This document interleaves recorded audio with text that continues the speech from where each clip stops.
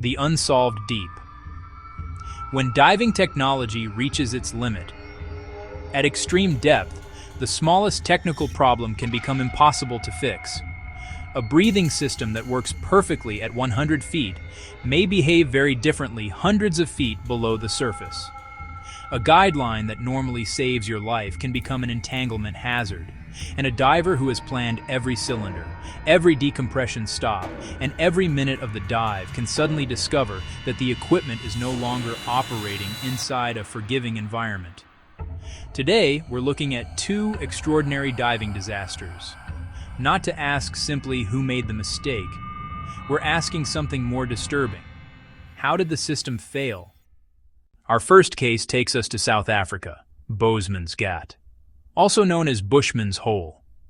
In 2004, technical diver Dave Shaw descended into this enormous flooded cave and reached approximately 270 meters, 886 feet.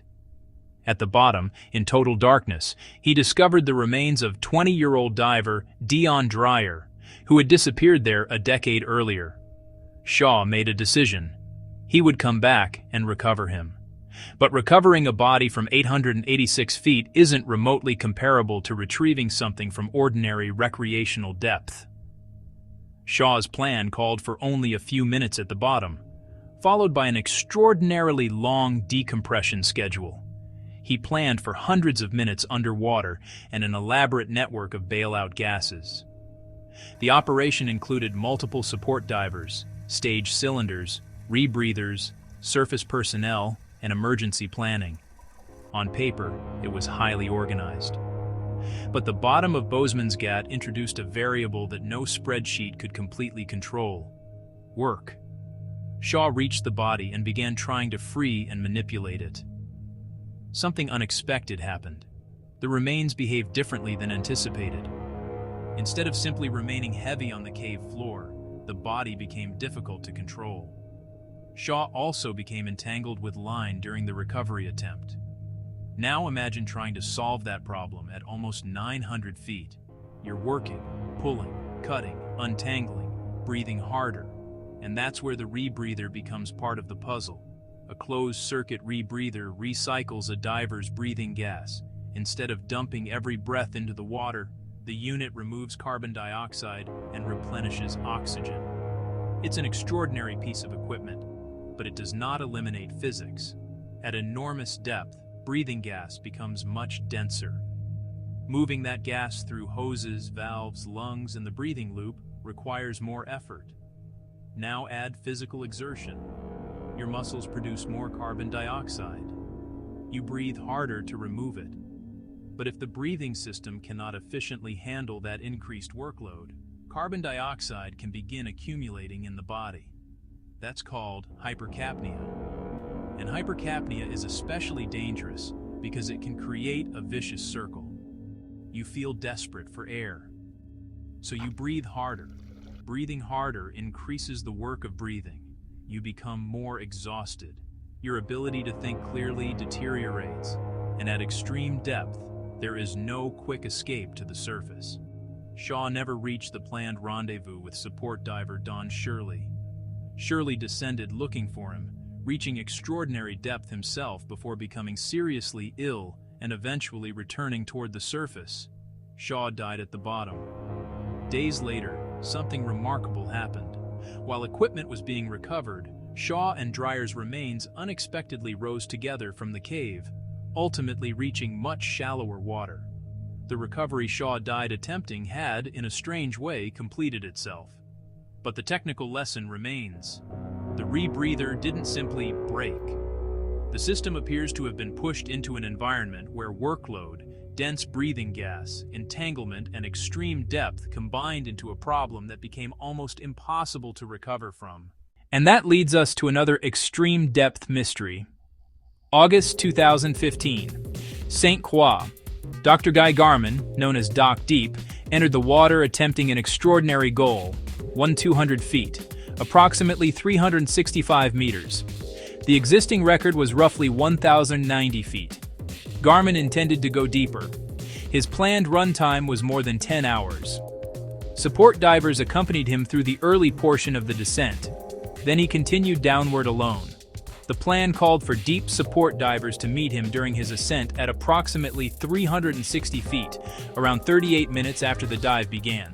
They waited. Garman never arrived. His body was recovered several days later. And here's where we have to be careful.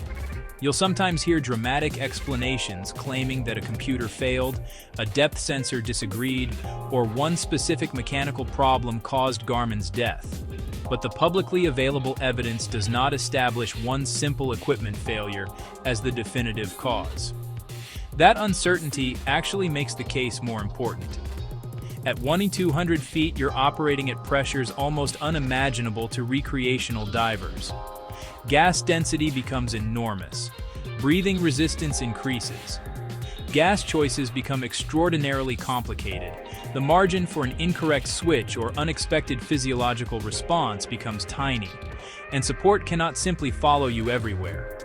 Garman had already completed extremely deep dives, but his planned jump to 365 meters represented a dramatic increase over his previous deepest reported dive, around 246 to 248 meters. That matters because extreme diving systems aren't just tanks and regulators. The diver is part of the life support system. Your lungs are part of it. Your cardiovascular system is part of it. Your nervous system is part of it. Your ability to think while breathing dense gas under crushing pressure is part of it. You can test equipment on the surface. You can calculate gas consumption. You can stage cylinders. You can build a decompression schedule. But at extraordinary depth, you cannot completely separate the machine from the human being operating it. That's the connection between these disasters. Dave Shaw's equipment was sophisticated. Guy Garman's operation involved extensive planning and support. Neither man simply jumped into the water with ordinary scuba equipment. These were ambitious technical dives using serious planning. Yet eventually the system reached a place where there was almost no reserve left for an unexpected problem. A body that behaved differently than expected. A line in the wrong place.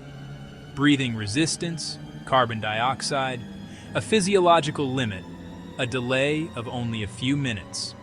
At shallow depth, one of those problems might be irritating. At 900 or 1,200 feet, it can change the entire dive. And there's another case that demonstrates this brutally. In Norway's Plura Cave in 2014, a team encountered disaster around 110 meters during an extremely demanding cave dive. One diver encountered the body of another near a restriction. Another diver suffered rebreather trouble and switched to bailout gas. 2 divers died. The surviving divers faced massively extended run times, one exceeding 8 hours and another roughly 11, while dealing with decompression obligations, equipment problems, and an extraordinarily difficult exit. That is what makes technical diving disasters so difficult to understand from the surface. We often search for the failure, the broken regulator, the bad computer, the empty cylinder. But major accidents often aren't one failure. They're chains, a restriction, then extra exertion, then greater gas consumption, then lost time, then decompression changes, then equipment trouble, then a diver whose mental and physical reserve is disappearing. Each individual problem might be survivable. Together, they create something completely different, a system that can no longer recover. So here's today's Commander Puzzles question. At what depth does technology stop giving a diver a bigger safety margin and start allowing the diver to enter an environment where there is almost no safety margin left? And when something finally goes wrong down there, did the equipment fail the diver? Or did the equipment simply allow the diver to reach a place where no machine could guarantee survival? Tell me what you think below. Because in the unsolved deep, sometimes the most frightening failure isn't a broken piece of equipment. It's discovering that every piece of equipment is working, and you're still in trouble.